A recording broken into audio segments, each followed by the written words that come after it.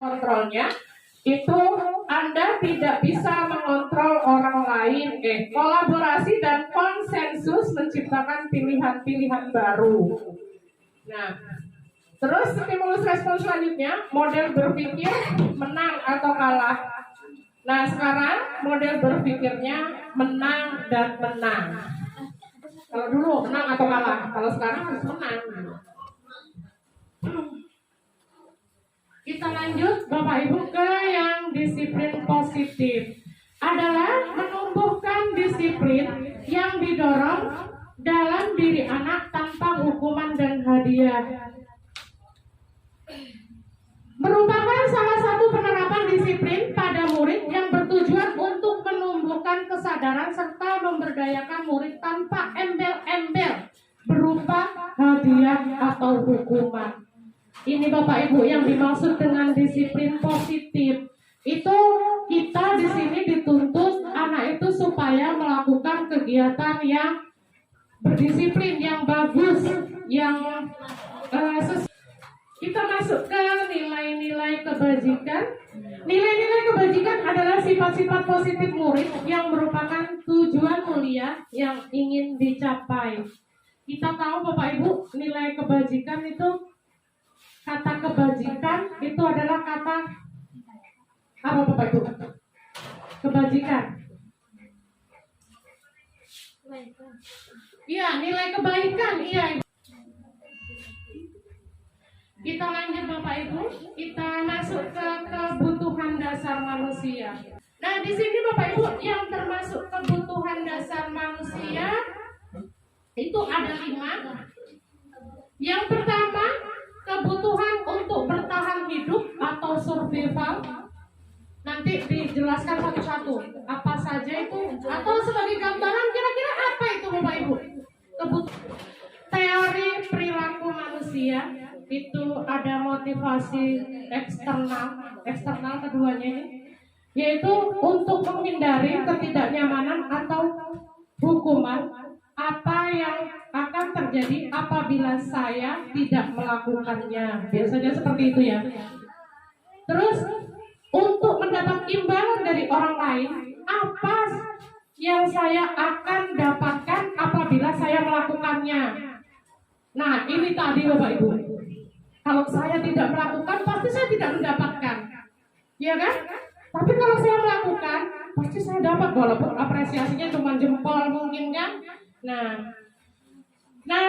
selanjutnya untuk menghargai diri sendiri, saya akan menjadi orang seperti apa apabila saya melakukan gitu.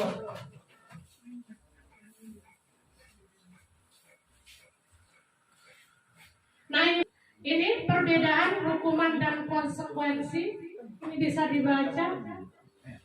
Coba Bu Ria bacakan. Nomor 1, perbedaan hukuman konsekuensi. Yang pertama, bukan untuk menebus kesalahan tetapi untuk belajar dari kesalahan. Kedua, memperbaiki hubungan. Yang ketiga, tawaran bukan paksaan. Keempat, restitusi menuntut untuk melihat ke dalam diri. Terima kasih Bu Ria. Itu Bapak Ibu secara garis besar perbedaan hukuman dan konsekuensi. Jadi kita kalau menyelesaikan suatu permasalahan itu bukan untuk menebus kesalahan, tetapi untuk belajar dari kesalahan. Yang kedua, untuk memperbaiki hubungan. Jangan pula gara-gara kesalahan itu hubungannya renggang. Hubungannya jadi tidak membaik atau renggang. Terus kita tuh Bu, kita menawarkan tawaran tapi bukan paksaan. Kalau kita ngasih hukuman, pokoknya kamu harus membersihkan WC itu. Nanti Ibu tengok WC itu. Kan begitu kan? Paksaan. Nah, itu namanya pemaksaan ya Bu ya. Ya, terus yang terakhir tuh kesimpulan itu restitusi itu menuntut untuk melihat ke dalam diri. Jadi anak tuh dengan konsekuensi kok jadi begini saya, ya memang agak malu mungkin kan, tapi kan iya, tapi dia akan mengintrospeksi diri.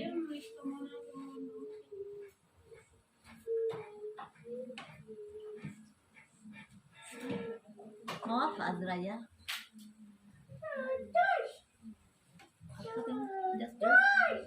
Kita masuk ke kebutuhan dasar manusia.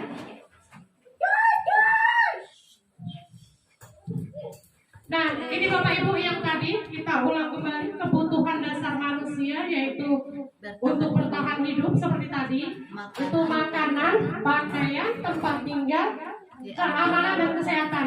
Itu termasuk dalam bertahan hidup.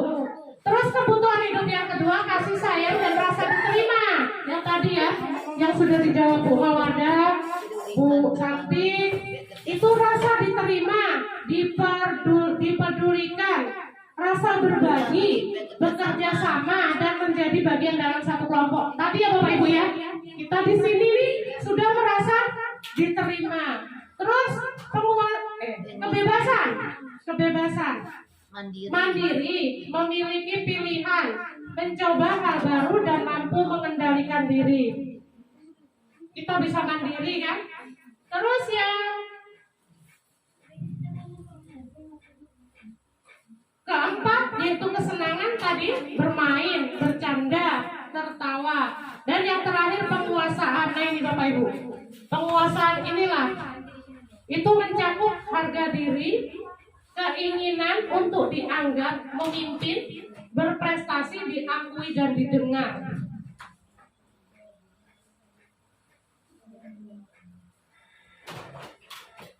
Ini Bapak Ibu kesimpulan dari hukuman, konsekuensi dan restitusi. Mungkin restitusi nanti dijelaskan agak di belakang. Hukuman itu tiba-tiba atau tidak terencana, iya kan? Iya. Terus berupa hukuman fisik atau psikis, bersifat sepihak. Iya Bapak Ibu, maksudnya apa bersifat sepihak Bapak Ibu? Apa namanya, belum jelas di mana letak kesalahannya, langsung kita kasih hukuman. Iya, itu tergantung kita. Jadi siswanya nggak bisa melakukan pembelaan. Kamu harus seperti ini. Langsung Iya. kita memponis dia salah, padahal dia nggak salah, belum tentu dia salah karena belum kita panggil secara apa. Kan? Iya. Atau mungkin sudah kita panggil pun, kamu begini-begini. Kan kita yang bersifat sendiri, nggak dengan orang lain gitu, nggak dengan Ada siswa itu. pembelaan diri dari siswa gitu. Iya. Kalau konsekuensi itu biasanya terencana. Kalau kita detail dulu, kenapa kamu begini nak? Terus alasan kamu kenapa? Alasan kamu mengapa? Kok kamu mengejek dia gitu kan? Terus ya pokoknya kita konsekuensi itu kita alurnya dari atas sampai bawah tuh terencana dengan baik.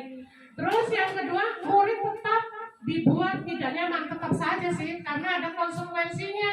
Karena dia sudah melanggar apa kan gitu, konsekuensinya apa kan gitu. Iya. Terus sikap guru selalu memonitor murid. Iya, memang dari awal kita mengirim kasus itu, menangani kasus itu sampai terakhir kan kita monitor terus jadinya siswa itu. Nah, kalau restitusi Bapak Ibu, itu proses menciptakan kondisi bagi murid untuk memperbaiki kesalahan. Jadi murid itu walaupun sudah bersalah, bagaimana dia Harus supaya mempertanggungjawabkan kesalahannya. Iya. Untuk kedepannya bisa dia berkaca dari yang telah sudah, untuk memperbaiki diri. ya betul. Ya, tepuk tangan untuk Bu Ida. Terus proses kolaborasi bagi murid untuk mencari kesalahan sendiri dan mencari solusinya. Kita tawarkan sama anak itu, Bu. Oh, kenapa? Nah, kalau begini kamu sudah melanggar apa? Kira-kira bagaimana cara untuk menyelesaikannya? Selama ini kita tidak ya Bapak Ibu. Kamu sudah mengejek dia, gitu kan? Kamu sudah memukul dia. Nah, itulah yang kita akan rubah ke depannya.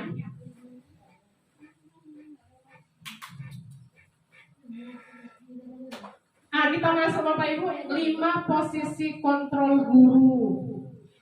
Itu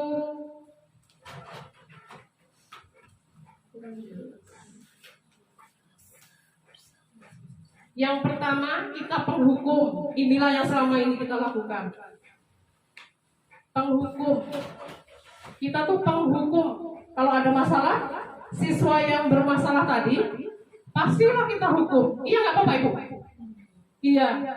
Terus untuk kedepannya kita tidak boleh seperti itu ya Bapak Ibu ya.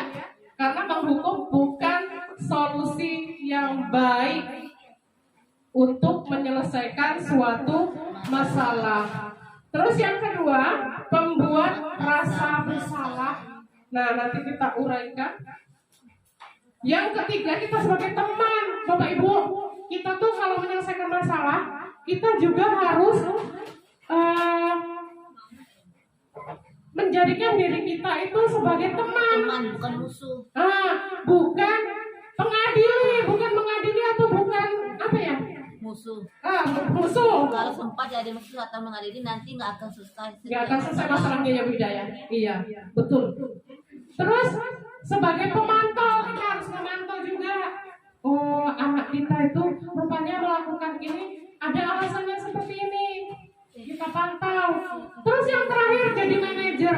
Nah ini Bapak Ibu, kita sebaiknya menjadi seorang manajer. Tapi manajer itu manajer yang baik. Ada juga nanti kamu salah gitu kan. Itu sebenarnya bukan manajer ya. Kalau manajer itu bisa mencari solusi yang bagi.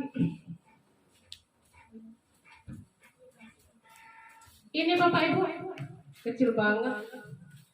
5 posisi kontrol guru yang pertama yaitu penghukum. Seorang penghukum bisa menggunakan hukuman fisik maupun verbal ataupun psikis ya. Yang kedua, membuat orang merasa bersalah. Pada posisi ini biasanya guru akan bersuara lebih lembut. Jadi yang bersalah tadi, siswa tadi itu merasa, iya Bu, saya sudah salah gitu kan. Nah karena saya begini-begini, apa alasannya? Karena begini. Jadi kita kalau menangani masalah itu memang harus menjadi orang yang bersalah itu memang merasa bersalah gitu. Tapi dengan menggunakan kata-kata kita yang lembut. Nah yang ketiga bisa jadi teman, yaitu guru pada posisi ini tidak akan menyakiti murid, namun akan tetap berupaya mengontrol murid melalui apa Bu?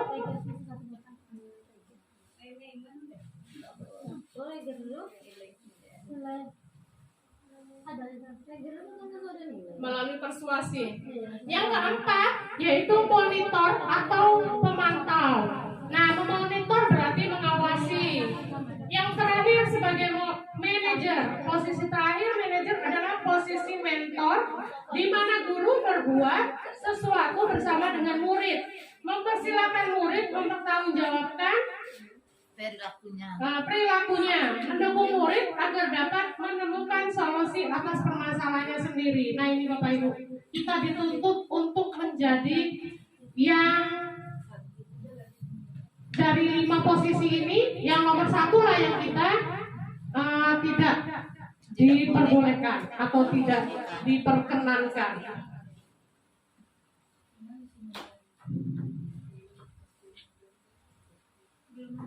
Ini Bapak Ibu ada motivasi. Ini ya contohnya. Kalau menghukum tuh Bapak Ibu itu biasanya menghardik, menunjuk-nunjuk, kamu ini, ya kan? Menyakiti atau menyindir. Kalimatnya seperti itu yang tidak boleh. Tapi kalau membuat orang merasa bersalah itu biasanya berceramah, diceramahi anaknya Bapak Ibu, dikasih pengarahan. Terus berceramah menunjukkan kekecewaan mendalam. Kita ceramai dulu dengan bahasa yang lembut, jadi anak tuh tersentuh hatinya gitu. Terus kalau teman itu membuat alasan-alasan untuk murid-muridnya, misalnya saya juga pernah, ibu juga pernah loh nak berada di posisi kamu gitu.